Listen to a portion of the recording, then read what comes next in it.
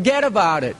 We're going to give you the money that you want, and you do what you want with it. Unless you direct it specifically, it's not going to happen. I don't think anyone questions, Mr. Kashkari, that you're working hard. Our question is who you're working for.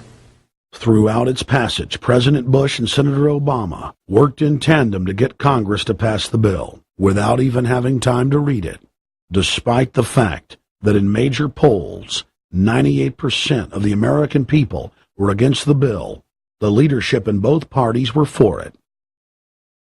And I really want to commend Barack Obama, because as we were involved in the this and that and different provisions of the bill to persuade people, he really gave them confidence that this was the right decision for the American people, even though it wasn't, in our view, a great bill for them to vote on. I want to take a particular moment to also thank an individual who's not here, and that is Barack Obama, who made numerous calls not only to all of us, but to members of our caucus, and helped us gather the votes on the Democratic side to pass this legislation. Bankheads then bragged to the press that they were hoarding the bailout money and using it to buy up smaller, healthy banks and insurance companies. Their plan was working like a charm. Next, the central bankers loaned the federal government back $787 billion of our own money at interest for President Obama's so-called stimulus package. And just like the banker bailout, Congress was given less than an hour to read the 1,070-page-plus stimulus bill.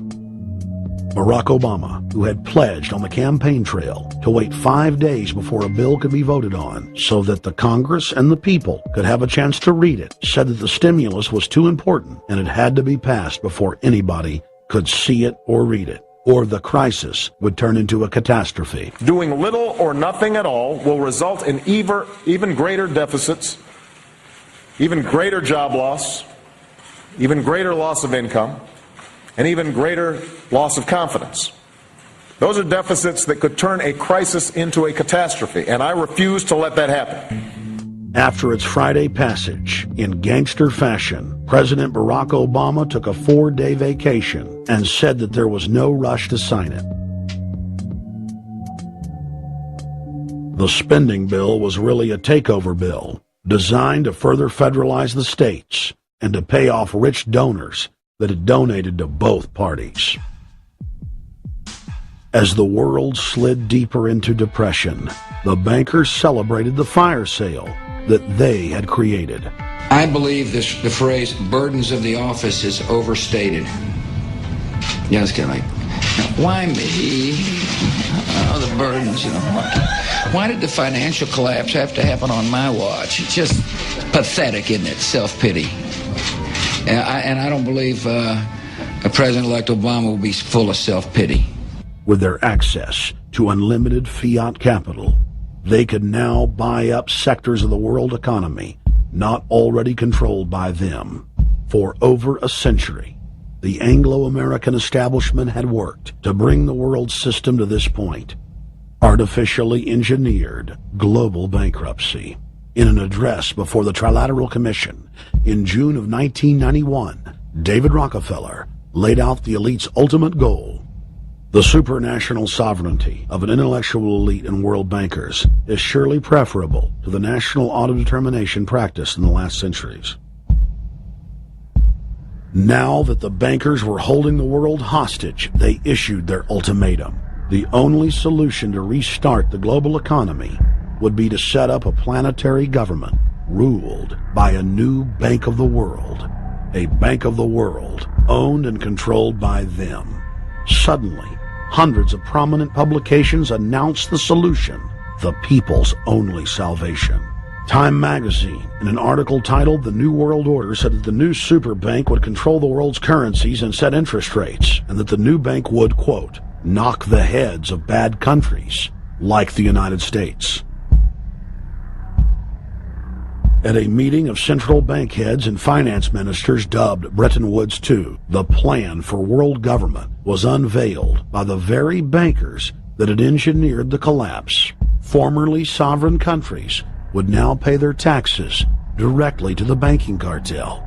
Hundreds of new carbon taxes, controlling every facet of human activity, would only be the beginning. Now all the elite had to do was to sell the public on accepting the final phase of their takeover. And it's Obama's job to sucker the public into standing down so the bankers' agenda can move forward unhindered. Never before in U.S. history has the media gotten behind a president like they are behind Obama.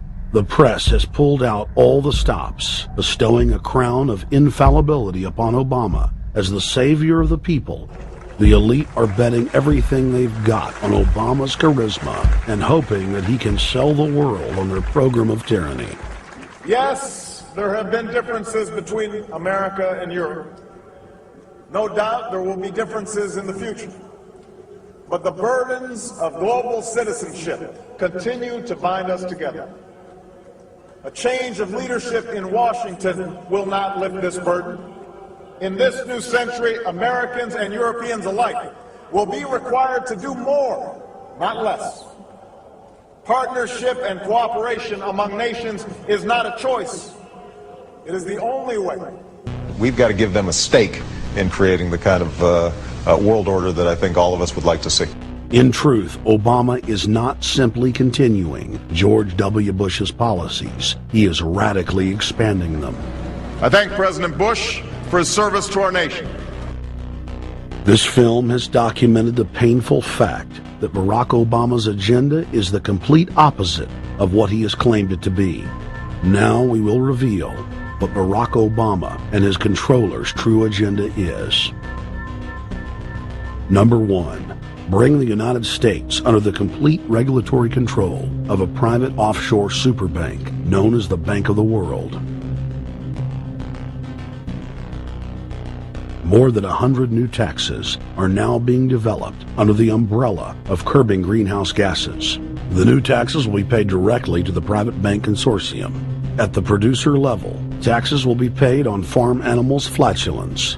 At the consumer level, there will be carbon taxes on all forms of meat, beef, poultry, pork, and fish.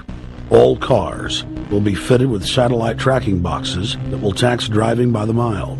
And an added tax will be placed on all fossil fuels, including motor oil and natural gas. All plastic products will have a carbon tax added. Outdoor space heaters and fireplaces are to be taxed. All electricity produced by coal-powered plants will be taxed. Under the cap-and-trade system, citizens will be forced to pay taxes on thousands of products to private cap-and-trade services owned by Al Gore and other elitists. There will be taxes on light bulbs, water, trash pickup, air travel, train travel, bus, ship, medicine, steel production, mining, clothing, laundry, asphalt are just a few of the new taxes to be levied. But to truly transform our economy, to protect our security and save our planet from the ravages of climate change, we need to ultimately make clean, renewable energy the profitable kind of energy. So I ask this Congress to send me legislation that places a market-based cap on carbon pollution and drives the production of more renewable energy in America. That's what we need.